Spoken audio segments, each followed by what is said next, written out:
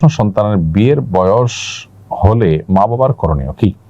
সন্তানের যদি বিয়ের বয়স হয় তাহলে মা বাবার করণীয় হলো তাকে দ্রুততার সাথে বিবাহের উদ্যোগ নেওয়া, বিবাহের ব্যবস্থা করা, তার জন্য যাবতীয় পদক্ষেপ গ্রহণ করা। কারণ নবী সাল্লাল্লাহু আলাইহি ওয়াসাল্লাম বলেছেন, সন্তানের বিয়ের বয়স হলে তোমরা তোমাদের সন্তানদেরকে উপযুক্ত পাত্র পেলে বিয়ে দিয়ে দাও। উপযুক্ত পাত্র পেলে যদি বিয়ে তোমরা না দাও তাহলে সেক্ষেত্রে সমাজে যে ফেসাদ এবং যে পরিমাণ ব্যত্যয় ঘটবে, যে পরিমাণ অসুবিধা তৈরি হবে, তার দায়ভার কিন্তু অনেক ক্ষেত্রেই বাবা মাকে বহন করতে হবে, কারণ তারা তাদের সন্তানকে বিপদগামিতার দিকে ঠেলে দিয়েছেন। অতএব এই জায়গাটাতে আমাদের সর্বোচ্চ দায়িত্বশীলতার পরিচয় দিতে হবে অভিভাবকদেরকে, এবং সন্তানদের উপযুক্ত হওয়ার পর, বিয়ের উপযুক্ত হওয়ার পর তাদেরকে বিয়ে দেওয়ার জন্য উদ্যোগী হতে হবে, তাদেরকে কর্মমুখী করার চেষ্টা করতে হবে, উপার্জনের ব্যবস্থা করতে হবে এবং উপযুক্ত পাত্রী খুঁজে বিয়ে দেওয়ার উদ্যোগ নিতে হবে। মেয়েদের বেলায়ও একই কথা প্রযোজ্য হবে।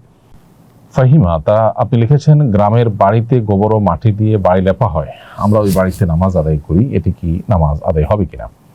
নামাজ পড়ার জন্য যে জায়গায় নামাজ পড়বেন আপনি, সেই জায়গাটা পবিত্র হওয়া জরুরি। আর নামাজের জায়গা দ্বারা উদ্দেশ্য হলো সিজদার জায়গা এবং হাত পা রাখার জায়গা।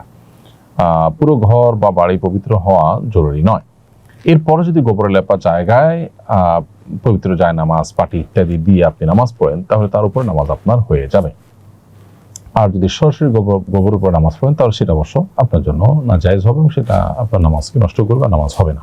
তালাকের পর সন্তান যদি মায়ের কাছে থাকে আর সন্তানের বাবা যদি সন্তানের জন্য খরচের টাকা পাঠায়, ওই টাকা থেকে কিছু টাকা সন্তানের মা খরচ করতে পারবে কিনা, অথবা কোনো খাবার পাঠালে তা খেতে পারবে কিনা? উত্তর হলো হ্যাঁ, খেতে পারবে। কারণ মা যে ডিউটি করছেন, সন্তানের দেখভাল করছেন, এক্ষেত্রে তিনি সেই হিসাবে তার খাবার দিয়ে খেতে পারবেন এবং খরচ করতে পারবেন নিয়ম মাফিক। যদি সন্তানের হক নষ্ট করে নিজে খেয়ে ফেলে বা নিজে ভোগ করে ফেলে তাহলে সেটা তো নাজায়েজ হবে।